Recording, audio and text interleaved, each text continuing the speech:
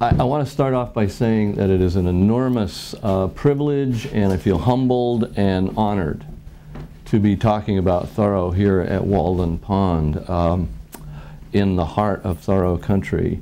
One of the things I say in the introduction to my book is that this book has really stands depended upon and was based on the research of Thoreau scholars down through the years, and I'm deeply indebted to them.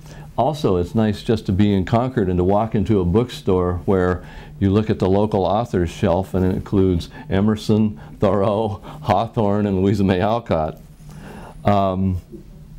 This project, it's a question in my mind whether it got started 30 years ago or 4 years ago, but we'll start with the 4 years ago part.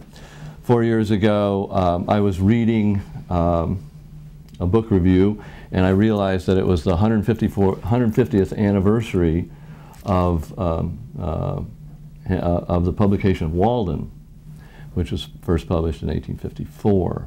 So I said, I think I should read Walden again.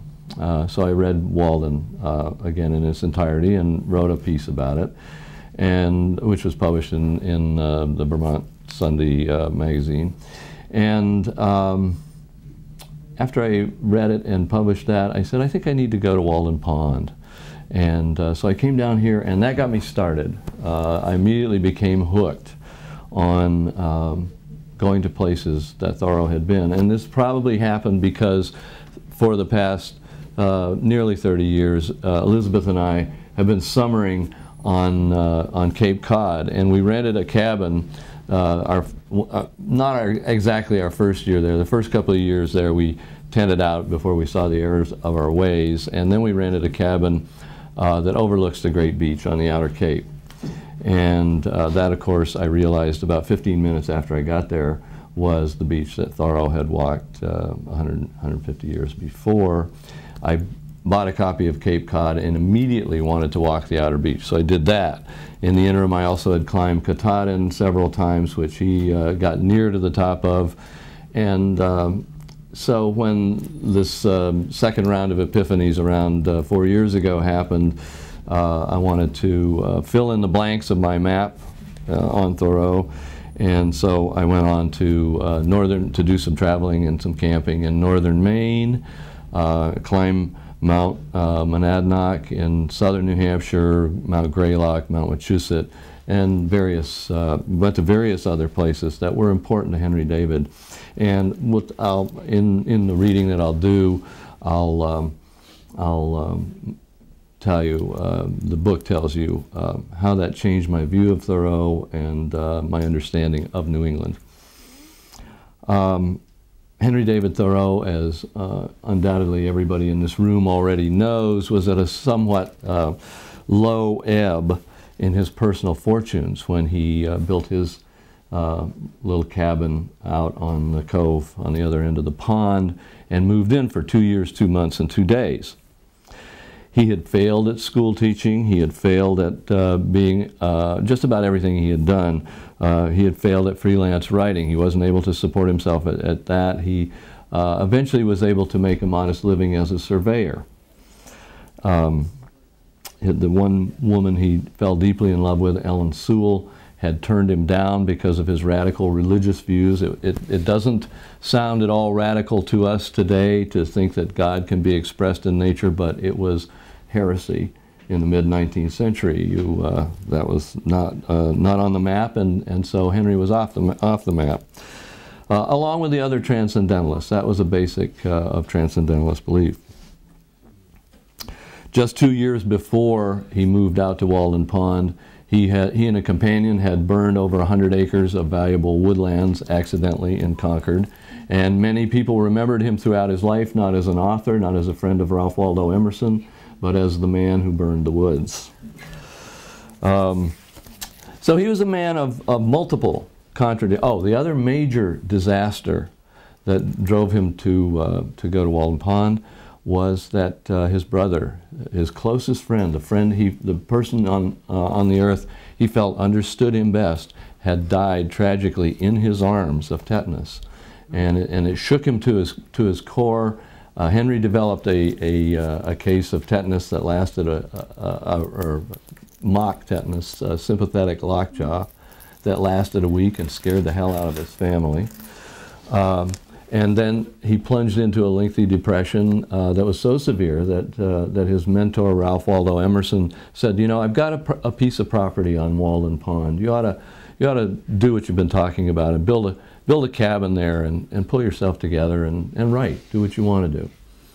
And so that was where Thoreau was when he began his quest. He was a man of multiple contradictions. He was a nature lover, as I said, who started forest fires, the wilderness lover who went off into the farthest reaches of the New England wilderness and yet rejoiced when he returned to civilization. He was the hermit who went regularly to the post office and lived most of his life, except for the 2 years that he lived on Walden Pond. He lived most of life with his family, which was not that unusual in 19th century America. Families were closer then and closer knit. He was the stern reformer who had a wonderful sense of humor. Give you an example of that. When he published his first book, it was called A Week on the Concord and Merrimack Rivers, and it was not successful. He took it around to several publishers. They all turned him down. Finally, he found a publisher who would print the book, but he had to guarantee that he would buy up all the unused copies. And it turned out there were quite a few unsold copies. He trucked them home in a wheelbarrow. He carried them up the 3 flights of stairs to his upstairs bedroom. And he wrote to a friend and said, "I am now possessed of a library of more than 700 volumes, 600 of which I wrote myself." Here's a guy who's known as a reformer, a kind of out there guy, and yet gave the best melon parties in Concord and was beloved by the village children. So he's a man of multiple contradictions. He was consistent in his love of walking, in his botanical study, which was a lifelong passion for him, and he became a very expert botanist by the end of his life. He was consistent in his lifelong writing and journaling. If you look out in the shop there and see the collected journals of Henry David Thoreau, it's more than 2 million words, and it's these great big monster volumes. It's a truly overpowering accomplishment as a writer. And he was consistent in his affection for particular places. He had a love-hate relationship with Concord. He loved Walden Pond, obviously. He loved northern Maine because it was wild. He loved Cape Cod. And his book titles reflect those affections. Walden, Cape Cod, the Maine Woods, A Week on the Concord and Merrimack Rivers. They always refer to place. The places that he went educated him, and they were part of his personal development and growth, and his growth as a writer as well. He became a better writer as he went along. His early writings are very flowery in the ornate mid-19th century style with a lot of literary allusions and allusions to classical Greek figures and so forth. But by the end of his life, he's really writing muscular, strong prose that's fun to read even today. Thoreau, like Edward Abbey and other nature writers, understood instantly and intuitively that the things they loved most about wild nature were in direct conflict with the commercial society that they saw developing, and that continues today, obviously. The wonderful thing about Thoreau is that he got it right away, and he got it so early on, in 1840s. Thoreau's journeys are always towards something, towards wilderness, towards beauty, towards seclusion, and away from something. Mainstream, contemporary bourgeois life, dollar-based valuation of everything, pure materialism. He wants to get away from that. Their quests. There's a wonderful book of essays out in the shop too, and in the introduction to that book of essays, I can't remember who the editor is, says Thoreau's journeys are always quests. He goes in search of something and he comes back renewed.